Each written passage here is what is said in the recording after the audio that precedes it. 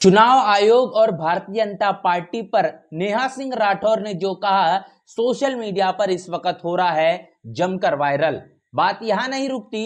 Bharatiya Janata party के मंत्री को जब लोगों ने शिकायत की कि हमारे गांव की सड़क तो बना दीजिए, इतनी बात सुनकर भारतीय जनता पार्टी के मंत्री ने अपने गुस्से को इस मुताबिक निकाला कि पूरे के पूरे गांव की बिजली और पानी ही बंद कर डाला। आखिर क्या मामला है बताएंगे विस्तार से। वंचित बहुजन आघाड़ी के राष्ट्रीय अध्यक्ष प्रकाश अंबेडकर ने प्रधानमंत्री मोदी और आरएसएस के जरिए जिस मुताबिक उन्नत हथियारों को रखा जा रहा है, इसके पीछे की वजह और इसके साथ साथ इसको रखने का कारण अर्बन नक्सलियों को जोड़कर जिस मुताबिक बात कही है, वो भी कहने की इस वक्त सुर्खियां बने हुए हैं। गुरुग्राम में ऑटो ड्राइवर सीवर में गिर जाने के बाद आखिर कैसे वो मौत के घाट उतर जाता है और इसके पीछे भारतीय जनता पार्टी की सरकार किस मुताबिक काम कर रही है, इसका बड़ा पर्दाफाश समाजवादी पार्टी के जरिए किया गया है। दिल्ली प्रदेश में भीम आर्मी के कार्यकर्ताओं को किस तरीके से जबरन पीटा जाता है, उनके ऊपर तमाम गुंडा प्रवृत्ति के लोगों के जरिए कैसे हाथापाई की जाती है, उस पूरे मामले पर चंद्रशेखर आजाद ने अपनी प्रतिक्रिया दी है। और खासतौर पर नेपाल के साथ बिहार के जो नजदीकी संबंध है, वो भी संबंध खराब करने के लिए नीतीश कुमार की सरकार और केंद्र की भारतीय जनता पार्टी की सरकार कैसे काम कर रही है, उसके पीछे का भी बड़ा खुलासा तेजस्वी यादव जो कि आरजेडी के नेता है, इनके माध्यम से किया गया है। ये तमाम वो खबरें जो इस देश का मनुवादी जातिवादी मीडिया आपके साथ साझा नहीं करता। मैं हूं पराग महेंद्र, आप देखना शुरू कर चुके हैं नेशनल चौपाल। इस वक्त की सबसे बड़ी खबर और एक ऐसा बयान जिसने पूरी तरीके से सुर्खियां बटोर ली है। अपने तमाम गीतों गानों को लेकर हमेशा सुर्खियों में रहने वाली नेहा सिंह राठौर ने फिर एक बार चुनाव आयोग के साथ साथ भारतीय जनता पार्टी को सवालों के ऐसे कटघरे में खड़ा कर दिया है जो कि इस वक्त सबसे ज्यादा लोगों के चर्चाओं में बना हुआ है। जहां पर भारतीय जनता पार्टी और चुनाव आयोग ये लोकतंत्र के कातिल है, ये बात नेहा सिंह राठौर ने कही है। यहां तक कि उन्होंने आगे ये भी कहा है कि एक ने सीने में चाकू मारी है और दूसरे ने पीठ में। आप समझ पा रहे हैं कि नेहा सिंह राठौर का इशारा किस मुताबिक है। भारतीय जनता पार्टी के जरिए देश के तमाम लोगों को विश्वास को जीतने का काम किया गया। बड़े बड़े वादों को लेकर ये सरकार को बनाने का काम भारतीय जनता पार्टी ने किया, लेकिन अब चुनाव जीत जाने के बाद तमाम वो मुद्दे जस के तस बने हुए, बल्कि हालात बद से बदतर होते हुए नजर आ रहे हैं। इसके साथ साथ चुनाव आयोग को लेकर बड़ा विश्वास देश की जनता ने जताया, लेकिन ईवीएम के खिलाफ लंबे समय से चलने वाली इस लड़ाई को लेकर भी कहीं न कहीं सफलता हासिल नहीं हुई। चुनाव आयोग का मिजाज उसी मुताबिक ईवीएम को लेकर है जो पहले दिखाई दे रहा था, और इसीलिए इन दोनों बातों के मद्देनजर रखते हुए नेहा सिंह राठौर ने यह बात कही है कि एक ने चाकू सीने पर मारा है और दूसरे ने पीठ पर। लोकतंत्र के भारतीय जनता पार्टी और चुनाव आयोग ये दोनों ही कातिल है। इसके साथ साथ अगली खबर से आपको रूबरू करवाएंगे। राजस्थान के जो मंत्री है जोराराम कुमावत ने एक ऐसी प्रतिक्रिया दे दी जो प्रतिक्रिया इस वक्त सुर्खियां बटोरे हुए है, जहां पर तमाम लोगों के जरिए ये बात कही गई है। जब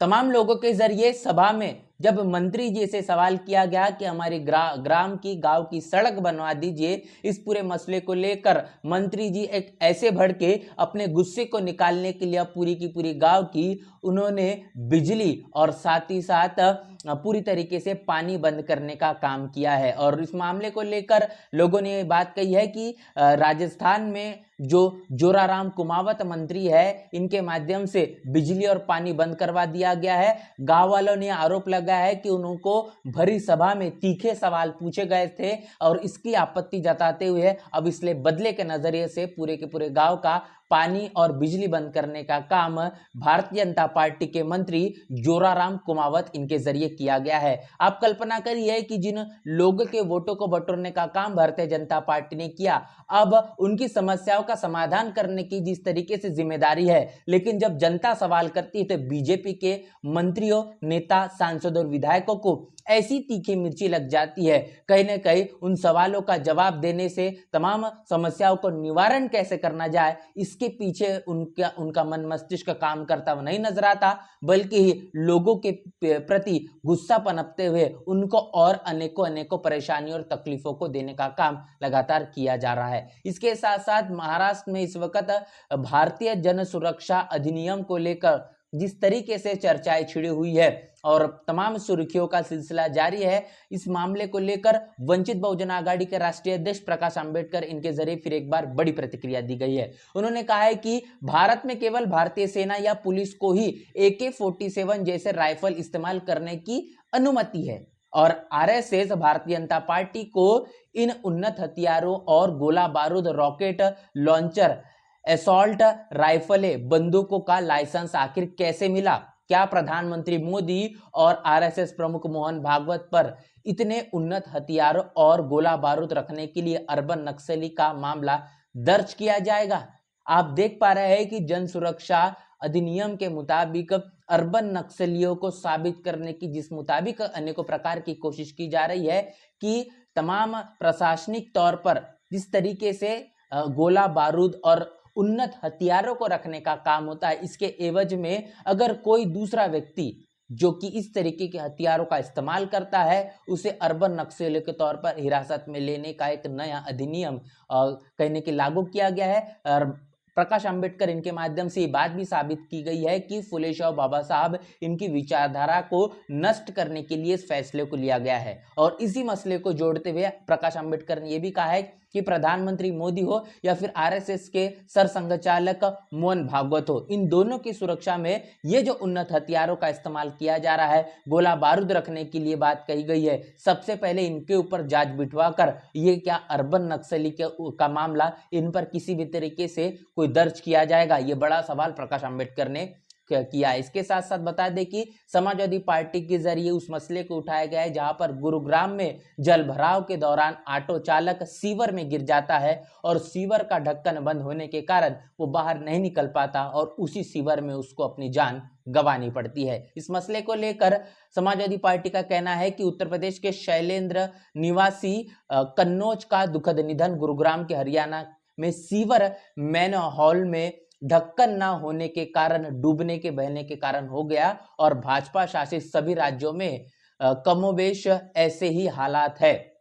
इतना ही नहीं, आगे कहा गया है कि और लगातार मौतें सरकारी अनदेखी, लापरवाही, भ्रष्टाचार के परिणाम स्वरूप हो रही है। इस दुखद घटना को लेकर भारतीय जनता पार्टी की सरकार तत्काल मृतक परिजन को 1 करोड़ रुपया और मुआवजा दे और साथ ही परिवार को भरण पोषण करने की भी जिम्मेदारी दे। बंद करे भ्रष्टाचार, भाजपा के जिम्मेदार। तो ये बात समाजवादी पार्टी के जरिए साझा की गई है कि कैसे जलभराव के दौरान ऑटो चालक सीवर में गिर जाता है और उसके बाद उस सीवर में ढक्कन नहीं होने के कारण वो सीवर में ही उसको अपनी जान गंवा देनी पड़ती है। आप कल्पना करिए कि किस तरीके से भारतीय जनता पार्टी के भ्रष्टाचार अपने पूरी तरीके चरम सीमा पर पहुंच चुकी है, जहां पर दलितों को सीवर में गंदगी के अंदर उतरकर मौत जिस तरीके से उन्नत उपकरण के मुताबिक नहीं उतारा जाता, जिसके कारण उनको अपनी जान को गंवाना पड़ता है। और दूसरी तरफ जलभराव और ऐसी तमाम तरीके की चीजें होती है, वहां पर भी सबसे बड़े पैमाने पर दलितों पर ही ये मामला देखने को मिलता है। वहां पर भी शैलेंद्र जैसे जो लोग हैं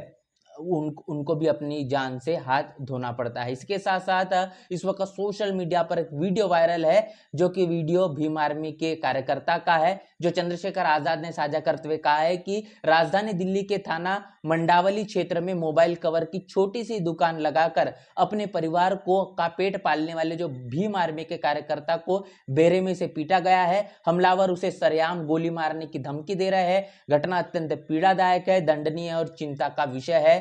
सबसे शर्मनाक यह है कि अभी तक कोई भी गिरफ्तारी इस मसले को लेकर नहीं हुई है।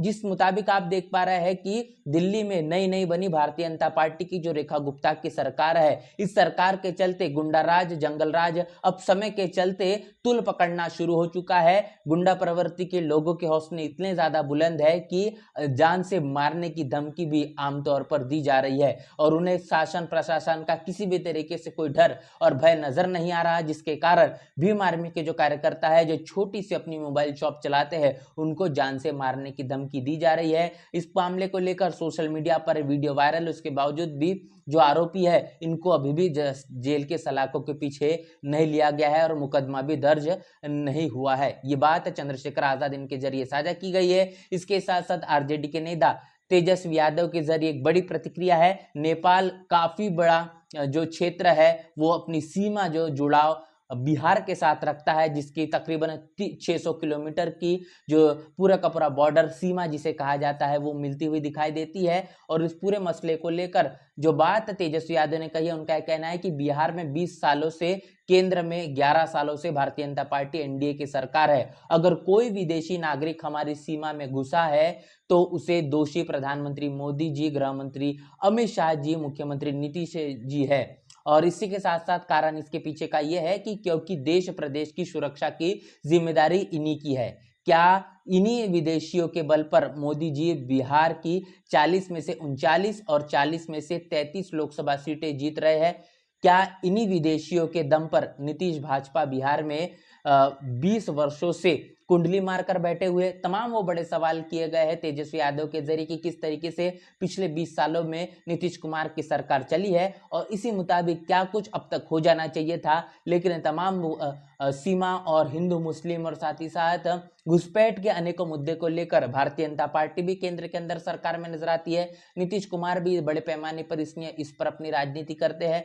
आखिर इन तमाम सीमाओं की जो जिम्मेदारी है उसकी सुरक्षा वो प्रधानमंत्री मोदी की है, अमित शाह की है, नीतीश कुमार की है, लेकिन अपनी जिम्मेदारी से वो पल्ला झाड़ने का काम बार बार करते हुए नजर आते हैं। आखिर ये भी कहा गया है कि नेपाल से तो बिहार का रोटी और बेटी का संबंध है। बिहार से नेपाल की 600 किलोमीटर की लंबी सीमा लगती है।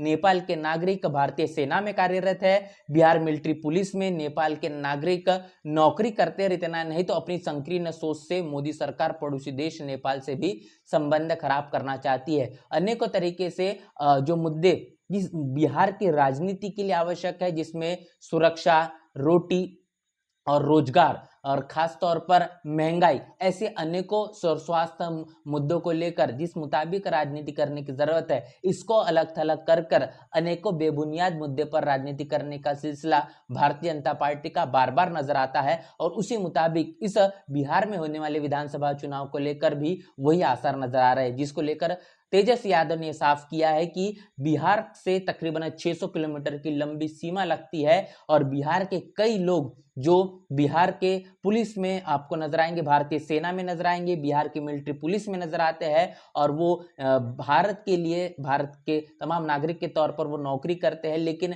मोदी की जो सरकार चल रही है वो पड़ोसी देशों से संबंध खराब करना चाहती है, जिसके लेकर अनेकों तरीके से फैसले और बयानबाजी होते हुए दिखाई दे रही है। ये जो मुद्दे इस वक्त सोशल मीडिया पर वायरल है, इन तमाम मुद्दों को लेकर हमने जो चर्चा आपके साथ की है, इसको लेकर आप क्या सोच रहे हैं, आपकी क्या प्रतिक्रिया लिखकर कमेंट बॉक्स में जरूर बताएं। बने रहे नेशनल चौपाल के साथ, मिलते हैं वीडियो में, तब तक के लिए जय भीम, जय भारत।